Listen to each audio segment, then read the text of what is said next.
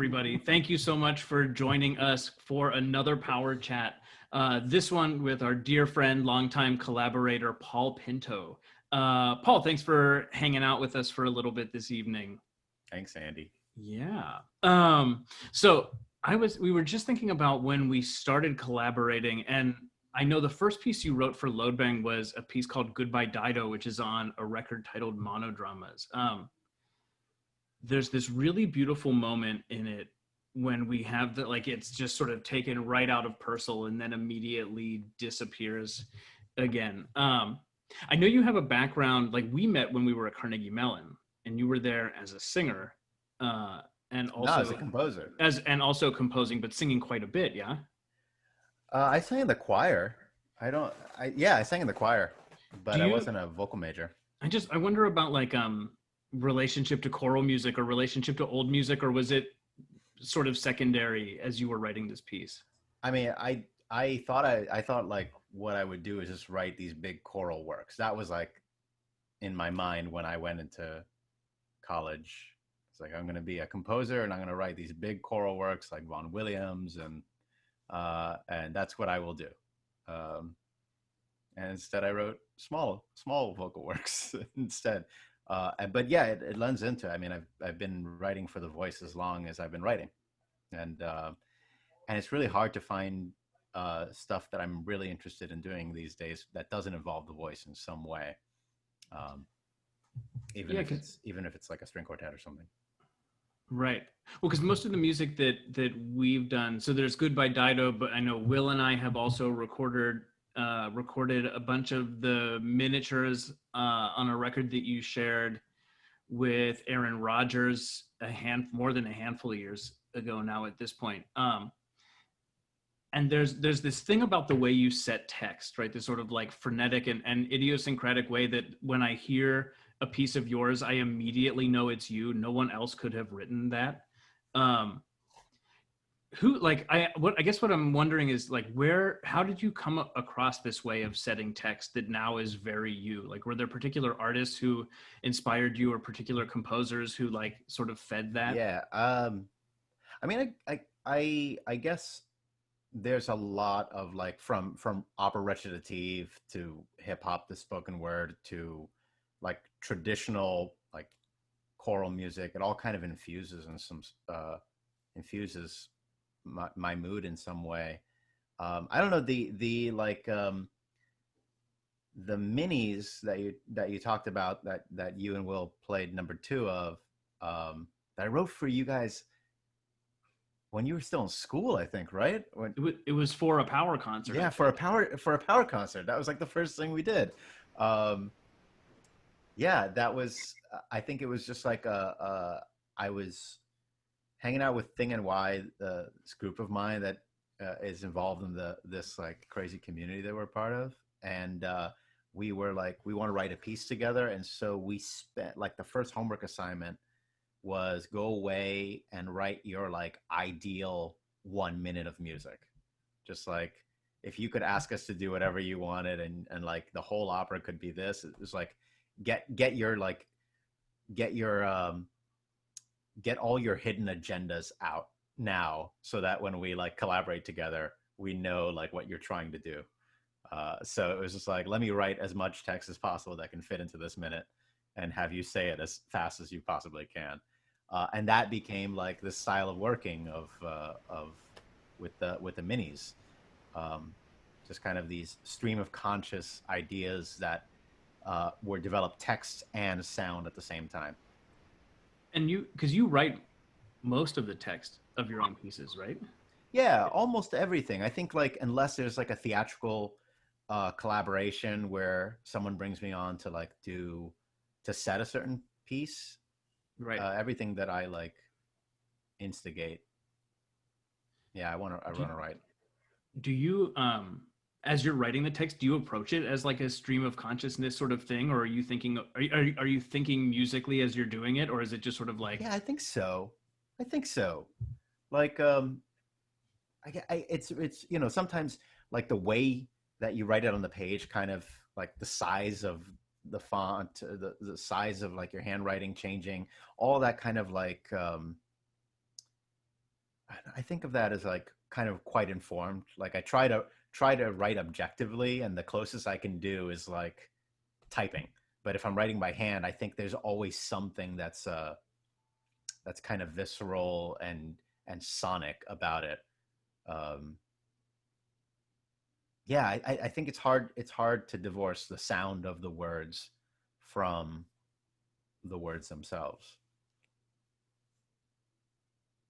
I don't know. Maybe we'll get there one day, but right now it's hard. That's heavy. I like that. I'm curious about you're talking about the collaboration sort of homework assignment that you had given one another for writing your ideal minute. Could you talk a little bit about how your creative collaborative processes have changed and developed over time? Because this is, like you said, this was back when we were in school. So 10, 12 years ago, we're talking about now. Yeah. Yeah.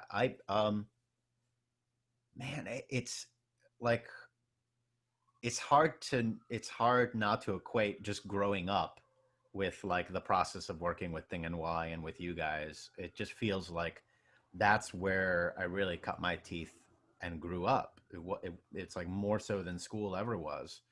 Um, just because it was this idea of like writing for your community and writing for the people that you knew, as opposed to where my head was all through school, which was like, well, I'm writing for the BBC proms, or I'm writing like, I'm not writing for these people. I'm just writing for like temporarily until I get like the big gig. And that's such a stupid way of thinking. And so it like really changes as soon as it's like, oh, like here I am with these people, and this is what we can do, and this is what we can get done in like, I don't know, 2 rehearsals and maybe like 4 cups of coffee, and that's what we can get done. So I think that kind of way of working so closely with collaborators was the way, like that's informed my entire growth. Like writing for you guys for these power concerts taught me how to write quickly and write short. And working with Thing and Y in our first collaboration with this ideal opera, this led to this piece ADDDDDDDD, which took a year to write. Like it was just like meeting every week for a year and sitting down in like a living room and kind of like writing and like, what do you think of this? And like giving it to someone and they read it aloud and you're like, well, I guess I could do that to it. And like, no, that's not right. Let's try. Like it's just that kind of like atmosphere colors the way that I work when I'm alone, because I'm imagining that process happening, that rehearsal process, in a way that I don't think I was ever imagining before. Like during school, I just wasn't imagining that. It sounds like it's a very sort of band Yeah. kind of way of working. Did you play in bands when you were younger? No, and it sucks. Like that's what I like. I just didn't have any talent to play in bands, and that's like I realized that was like the missing element from my musical training my whole life. I was like, oh man, I just want to play drums in a band, but I like didn't know how to play drums, so it's or guitar or anything. So it is like I didn't discover this band way of working until I discovered classical music. And it's like, that's odd, right? Like that's not like there were all these classical musicians that wanted to work like a band, and it was like, okay, well that seems to make sense. I guess that's how New York does it. I'm really curious. I mean, first off, Thing and Y has always been one of my favorite New York City-based groups. To my ears, it's always been the one kind of successor to Fluxus that really has taken up the mantle of performance art and high craft and kept it at that level. So it's Thank just you, Will Lang. so fascinating to watch you guys do the Robert Ashley operas and do your own operas and do all these different projects. Now, although you were writing for like BBC proms, or you thought you were going to write and then you came back into like Didn't happen, by the way. creative music, who knows? Just saying. What happened? But one really interesting part of your career that I've noticed is going from Thing and Y and with one of your collaborators in Thing and Y, Gail Seabell, joining a Broadway production. So if I remember right, you were in Natasha Pierre and the Great Comet of 1812, right? Yeah. What was it like going from the intense collaborative project in Thing and Y when you kind of all helped each other craft these pieces into like the Broadway Machine. And it was a Dave Malloy project, so it wasn't exactly the Broadway Machine that it might have been if it was like a Disney production, but it's still like 8 shows a week. Yeah, yeah, it's totally different. Sorry, I don't know if you can hear like the dump truck right outside, but that's what's going on. Um, yeah, I, Gelsey and I didn't. I mean, we didn't know what the Broadway machine is and like what commercial theater machine is. Um, what I love about it and what I took away that I think was the most important thing, and I started learning this before it went to Broadway, like during when we were at Ars Nova, and then we went to Boston. I mean, I've been with the project from the beginning. Maybe not the earliest workshops, but the first stage production. Um, and what I took away from that, which was really like my first like real theatrical experience, um, and that schedule, tech week, all that stuff, um, was the rigor and the amount of time that you can spend on a single project and the refinement that you can do like over minutia. Like that's the biggest difference between the new music world that I found and commercial theater, or I guess theater in general. And I think like if you go into the dance world, it's even more that. It's even more like, let's work on this one project for 4 months and nothing else. Like that kind of dedication to one piece, I found that really special. And um, I don't know if I've taken it all the way back into New. I mean, I just don't even know like what the worlds are, but we're constantly influencing each other because the same people are like working across all these fields. I mean, people in new music are playing in pits in commercial stages and like and and like trained musical theater singers and actors are like more and more getting pulled in by composers to get like a different feeling. The breadth of musical theater training is so great in terms of being able to play instruments and act and dance and like it's that the worlds are just kind of expanding.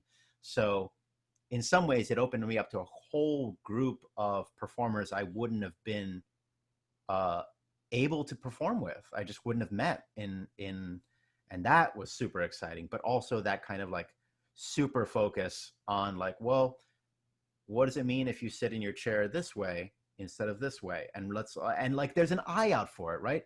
Like Rachel Chafkin, the director, is keeping her eye out up for those things, and that they like all the way that these threads weave. That I found like the most fascinating thing, and that I hope uh, that I bring to the work now that I do on a much smaller scale, with video art and with online performance and yeah, I hope that I have a better eye and a better appreciation for those details and that kind of like dedication to repetition.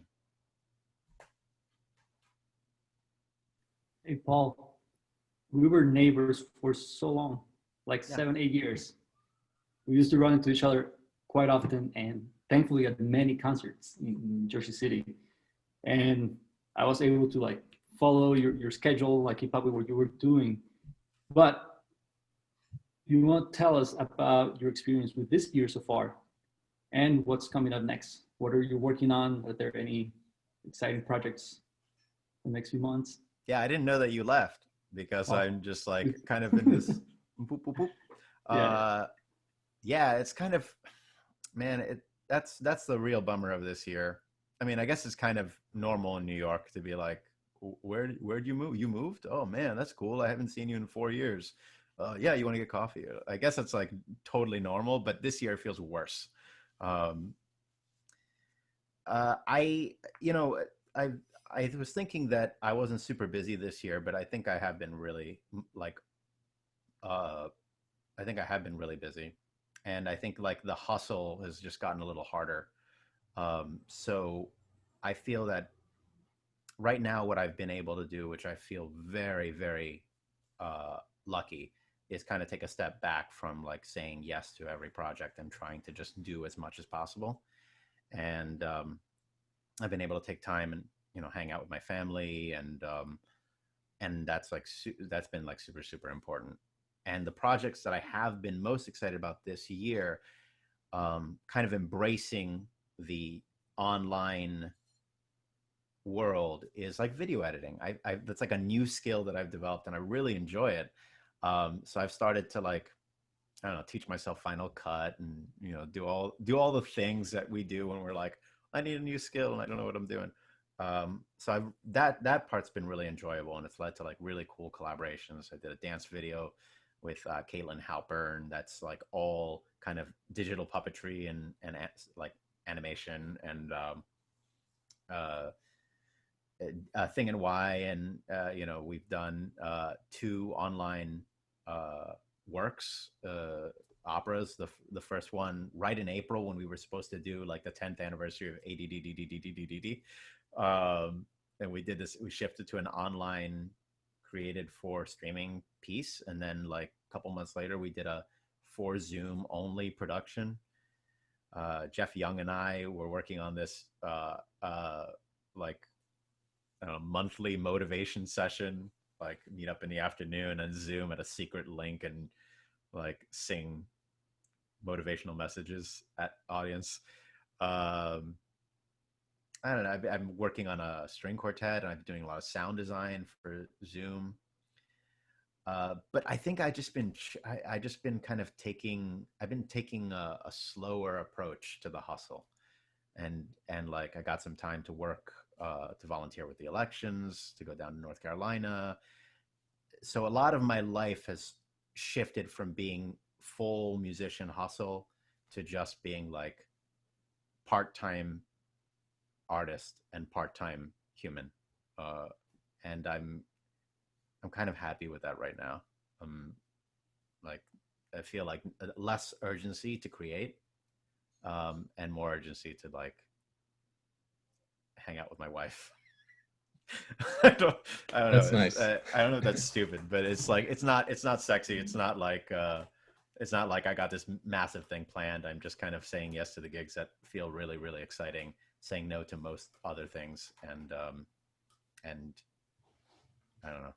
You know what I think is really interesting though about the stuff that you have done. So we did a couple months ago, we did a power chat with Mark Applebaum, and he was talking about a class that he was teaching to students at Stanford that essentially was about pandemic art, making pandemic art. But the premise was like, and this was at a time when you know, we're all like making these videos and putting together like trumpet quartet or trumpet quintet, and so Can I be relevant? Make me right. relevant, please. And his thinking was like, doing things like that, it's fine if you want to do it, go nuts, but it essentially is doing it. It's an imitation of the thing that we would rather be doing, that is not as satisfying and makes everybody like a little sad. Yeah, it's making simulacra.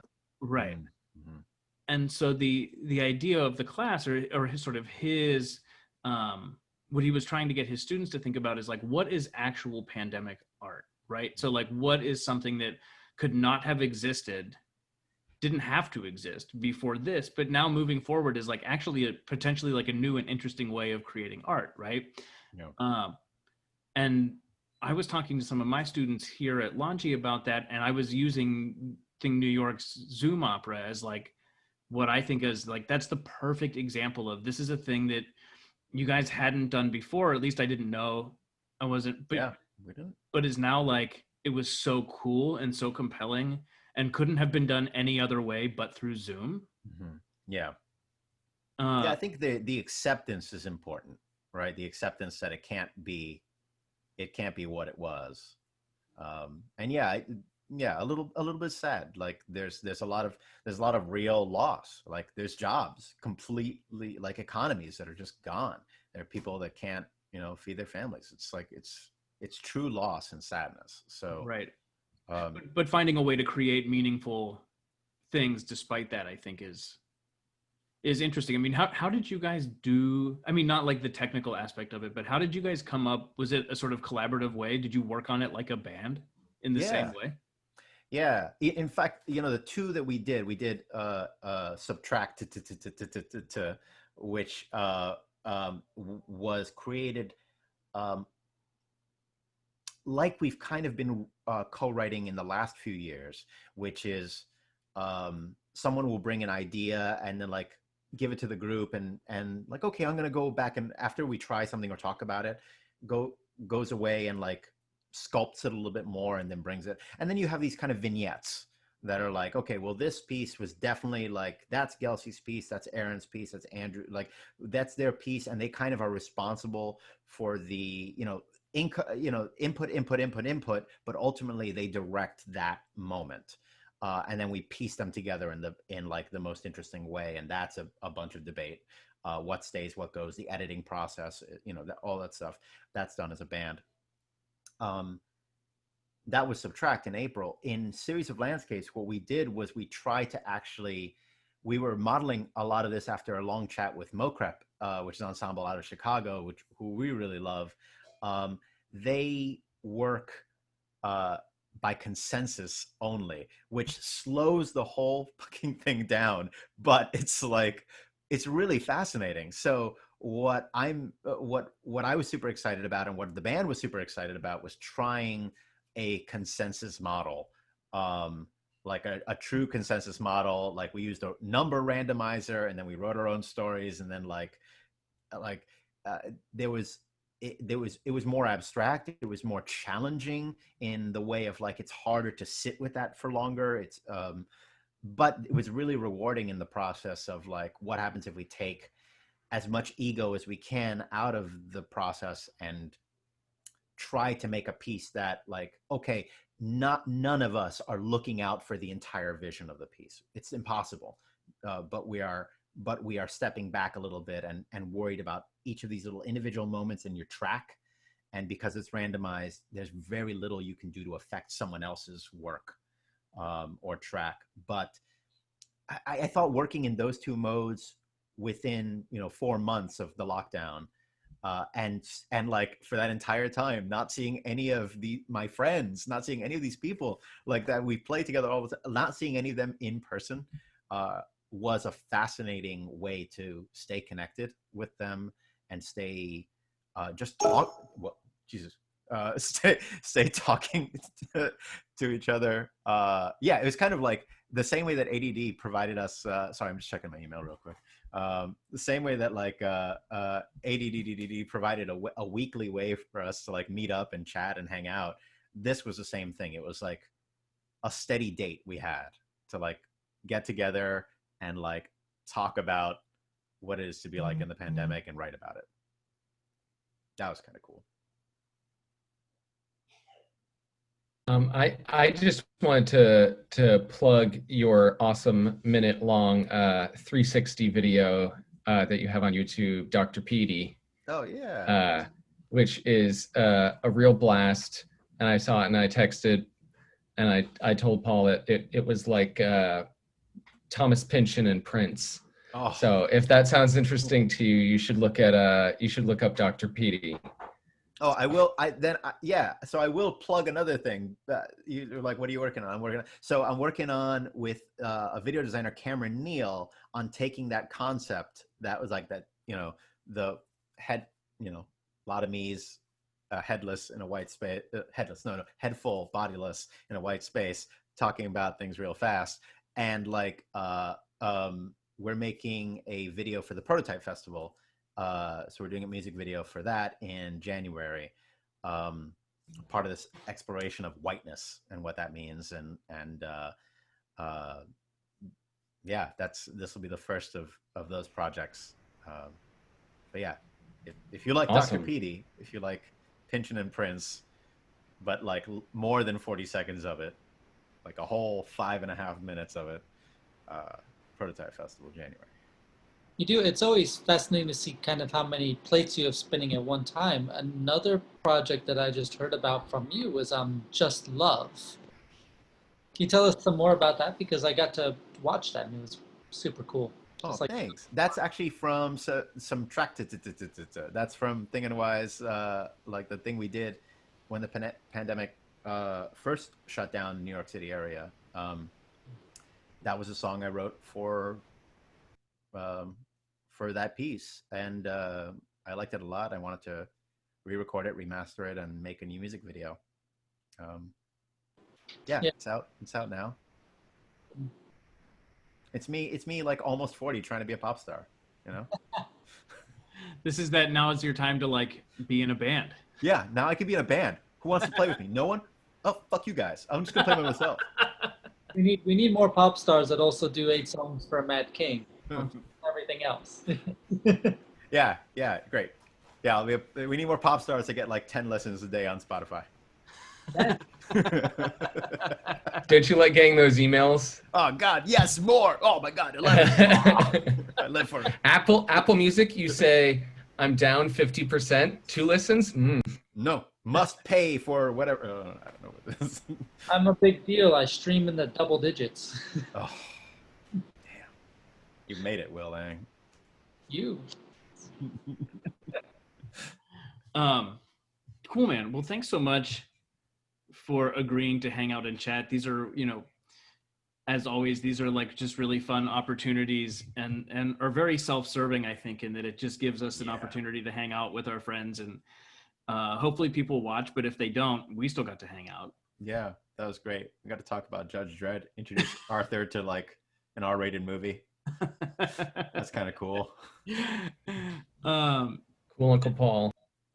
For those of you watching, thanks as always for checking these power chats out. We have 2 coming up in the next month and a half or so. The next one is with Heather Stebbins, and then following that, our Very Merry Christmas special with Ryko Futing. He doesn't know that we're calling it the Very Merry Christmas special, but we'll let him know. It's a Fröhliche Weihnachten special, I think.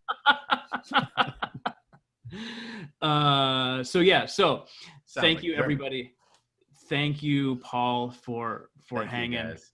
It's really nice to see you. And we will see everybody soon. Thanks.